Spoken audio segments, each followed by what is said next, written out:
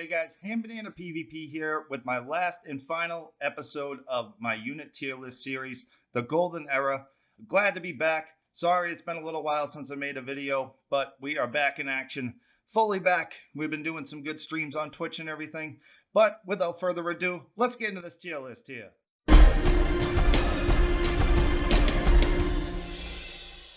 Alright, let's do this. So, to start here, we're going to get one unit out of the way that I do not have clips for, and I have clips for all of these units here except for one. That one being the Cataphract Lancers that are going to go into the D tier. Not worth leveling. So please just do not get this unit unless you have all the other units in the game. I have leveled it for the memes and to make a funny video here and there, and just to be a meme with them. Definitely not a unit worth getting. Just don't get it. Just trust me on that. But the rest of these units I have clips for, and yes, because this is one of my tier list videos, it's going to be a giveaway as well. So stick around for that. Somewhere in the video, I'm going to show you how to enter the giveaway, and then we'll get into the other units here. All right, so the next unit we're going to be looking at here is the Rattan Rangers. The gods of seasons past, but now Rattan Rangers are in the C tier. Maybe fun for Siege, but not really anymore. Bringing them into Territorial War, they're just so nerfed down, and there's so many other cav units, especially, or range units that you can bring that will just blow the Rattan Rangers out of the water. I do have a couple clips though, and this is post nerf, before, like after they were after they were nerfed. They used to be super OP, so I got a couple clips for you here. All right, so this one here, we're on Allenberg Siege defending with our Rattan Rangers. As you can see here, if I do play Rattan Rangers, which I don't very often anymore. I make use of their melee and their charge a lot more than their range now. Their range isn't as good as it used to be. So as you can see, I kind of get in here with my hero, and with my Rangers, I'm just CCing and using the melee a lot more than the range, and we get some nice kills there. All right, so this next one here, we're on Harbor City defending. We're defending the home point here. We got a large force in this corner. I'm just kind of sitting here trying to decide what to do. Whether I go all in, whether I ante, what's my team doing. So I get around the side here. I get into these ranged units. You can see I get 2 kills right there. That was really nice. As you can see, I already got 268 kills, almost 300 kills in this match. This is a really good match here. I get around the corner, and as you can see, I do the charge. And the charge is actually fantastic for killing heroes. And in that sequence right there, I was able to get 4 hero kills and a few troop kills. I mean, so in Siege, still fun, but in Territorial War, no, definitely don't bring them in Territorial War. All right, guys, so next up here, we have the Fire Lancers, and we put them in the B tier. Good unit in the right hands. That might change come in a couple weeks here once we get the upgraded version of the Fire Lancers on the live server of the My Games version of the game, which is the one that I mainly play. So yeah, we put them in the B tier. Good unit in the right hands because I've seen people be very good with them. I've had some decent plays with them, and I'm going to show you a couple right here. Okay, guys, so right here we have our Fire Lancers on the Reginopolis map. I think this was back in Season 4. This was actually back before we had them eluded, but we made a really nice play here with them. We moved them up into the supply point here, and then we activate the charge. We got a nice shot in there. We got 1, 2 hero kills. We keep going in here. We got some archers. We take them out. We got an Adachi rocking that. I think we end up getting, what, 4 or 5 kills here. And then we just keep, going around. We're just meleeing down. That's the Fire Lancers are very good, like melee cav, as well as their range, which I think is going to improve when we get the upgraded version here. But you can see I'm just going through, killing these condos here. We get the rest of these kills, and yeah.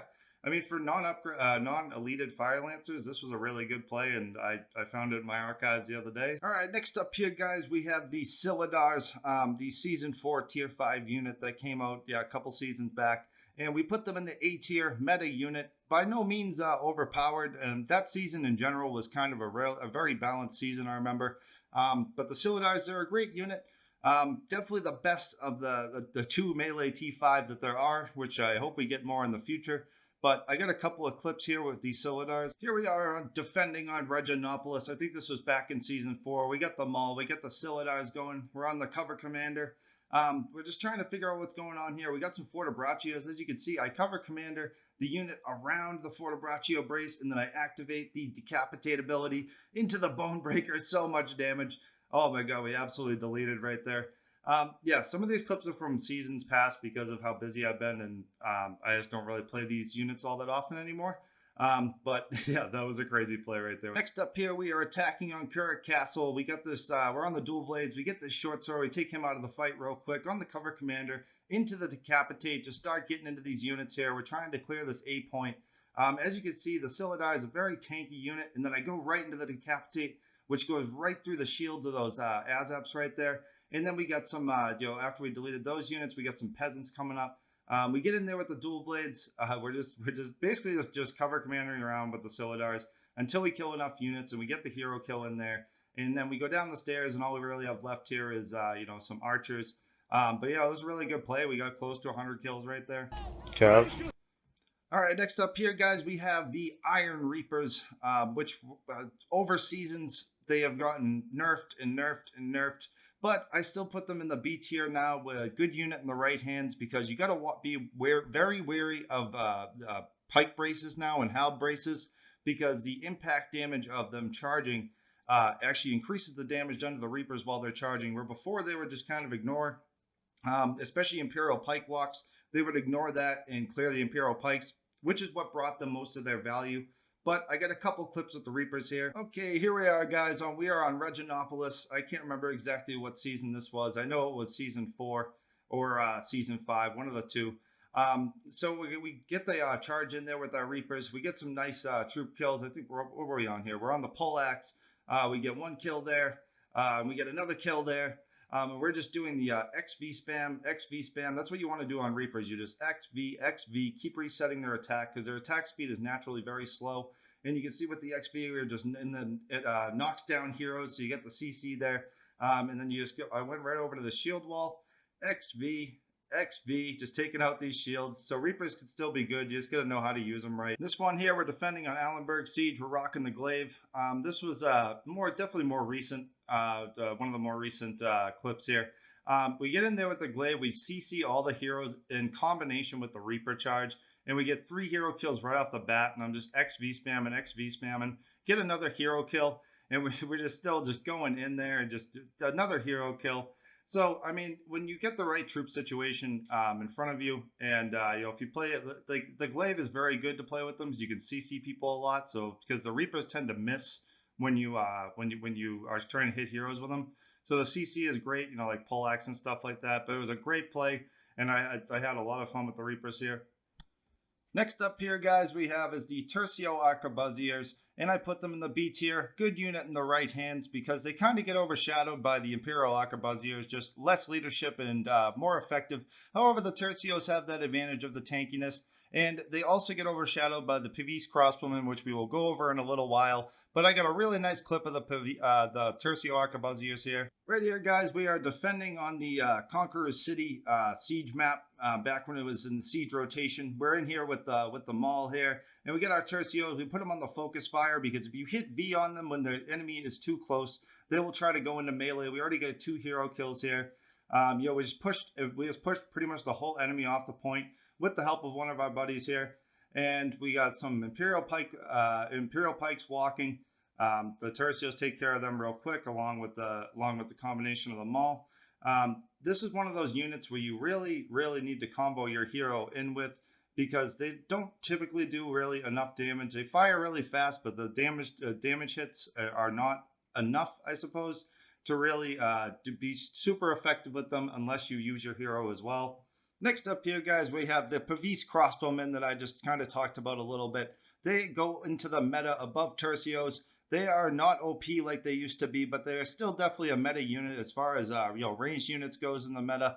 Not as good as Falconetti Gunners, which we will come up with in a little while, but the Pavise Crossbowmen are still a very good unit, and I'm going to show you a clip now. Here we're attacking on Allenberg Siege. We got our Pavise Crossbowmen. As you can see, they just absolutely shatter these serfs, and then we get these javelin sergeants here as well. The unique thing about the Pavise that's really cool is that their crossbow bolts go through units, and they can hit up to 2 units. And then they have the baton bolts ability, which adds a little stagger, and that's why they're kind of they overshadow the Tercios in that way, because they have a shield, so they're tanky as well. we get a couple hero kills, we get a good amount of troop kills and push them off this point. Next up here, guys, we have the Sipafanori. I can't remember how the hell to say their name, but I just call them the Flamethrowers. I put them in the B tier, good unit in the right hands, because they're one of those units where it's either you love them or hate them. I personally definitely hate them, but I have friends that play them extremely well, and they do a lot of work with them. So the reason I put them in the B tier is because, I mean, it's just kind of a toss-up, because you have to be very articulate with their play style. You have to know when to get in, when to get out, because they're so squishy and there's only 7 of them. But you can put in a lot of work with them if you really want to. I just don't. I'm not a fan of the unit. But I got one clip here to show you of me trying to use these Flamethrowers. Right here we are attacking on White Oak Fort. We have our Flamethrowers. We're completely confused on how to use them. We have absolutely no clue what to do, but we're trying. We get this longsword here with some the new Paladin unit. We dispatched those pretty quick, but as you can see, I'm not very good at micromanaging them. I already lost 2 of them. I have one buddy. His name is Burnworthy. If you ever see him in a siege with the Flamethrowers, he does absolute work with them, but I just cannot seem to. So they're coming around the back here with some test rigs, and we get some nice damage on them. We do end up killing this whole unit, and that was pretty cool. But I mean, out of all the sieges I played, which was probably a good 25 to 30 sieges with these things, they just always died. It's like every time I'm like, okay, I start killing half a unit and then they just die. It's just me, my aggressive play style. The way I play this game, it just does not account for this unit. But to those who love it, more power to you. Next up here, we have one of my favorite units in the game, the chunky boys of YEET themselves, the Monastic Knights. They go into the meta, absolutely, as far as Cav goes, especially with the Keshigs getting nerfed this season. I even put Monastics up a tick on there as well. And, I mean, Keshigs, we'll get to those in a little while. I still think that they're a meta unit too, but they're kind of they're at like an equal level now, I feel like, with Monastic. Here we are defending on Harbor City. I am with my lovely lady, Violet Nyan, and we are just destroying this whole sea of units. As you can see, there's just a sea of numbers and everything dies. That's something I love about Monastics. It's like, at the same time, it's like their charge takes a while to build up. But when you get that right situation with the right units and everything, and you just line up that fat charge, it's just a sea of numbers and death everywhere. I've always loved my Monastics, and even more so this season, I'm using them a lot more. So yeah, especially if you're a new player, get your monos because they're a good unit at low levels as well. So scoop them up. Next up here, we have the Keshig Riders, a unit that has been insane for many seasons. This season, the Keshigs got a nerf. So if I had made this video like 2 weeks back before the season had released, Keshigs would have definitely been in the S tier of OP and in need of balance. I think the balancing that they did to them was very good, and I do not think Keshigs are OP anymore, especially not in sieges. That's where they were the most pervasive, where it was in siege, where you have a lot of players learning the game and stuff, and you can just run over entire groups of units. Can't really do that so much more with the Keshigs, but I am more than willing to show you a couple clips of back then when you could do that. First up here, we are defending on Harbor City. We get a big push coming in through this west wall here, the door, and we charge our Keshigs right into this massive pile. And I actually timed this before. It was actually 8 seconds and almost 100 unit kills and 6 hero kills in 8 seconds with the Keshigs. And I only lost 4, and not even all of them in the red. So, I mean, it was just crazy what you could do with these things before.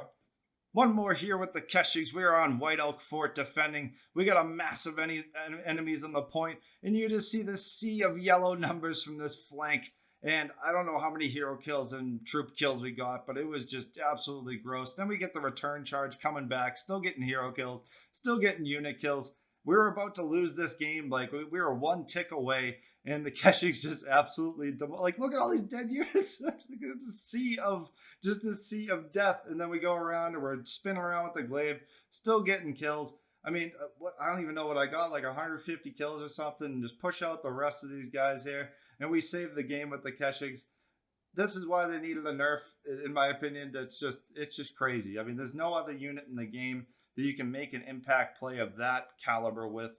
And I'm actually glad that they were balanced out, because now we can start using some other units again and stop complaining about Keshig so much. Next up here, guys, we have the Falconetti Gunners. In my opinion, the best range unit in the game right now. I wanted to put them in the S tier of OP, but I mean, the thing is with Falconetti Gunners is they do have a skill gap to them, where you need to know how to aim them, like lead off the aim and all that stuff, and also work with your team to make sure that they don't get killed. But consider the Falconetti Gunners in between the S and A tier, like above the rest, but not quite up there. Like I find the T5 units, especially this season, to just be very balanced. Nothing really OP, I wouldn't say. Even like the next up, the Hussars, we'll get there in a minute. But yeah, the Falconetti Gunners, definitely one of the number 2 best T5 unit, I would say, and most definitely the best range unit in the game, in my opinion. Here we are on Valley Fortress with our Falconetti Gunners. This is the way you want to play the Falconettis. Do not play them from far away. Play them up close. We got the lightning bolt in there. We killed a hero, and then we get another hero here. We finish him off with the bow. And as you can see, the Falconettis up close just absolutely destroy, because you can't really miss with them. We end up having a Maul count come in here, and he dove my guys. And, you know, I mean, not really worth showing the rest of the clip, because I think you guys can predict what happened afterwards. But this is definitely the way you want to use them.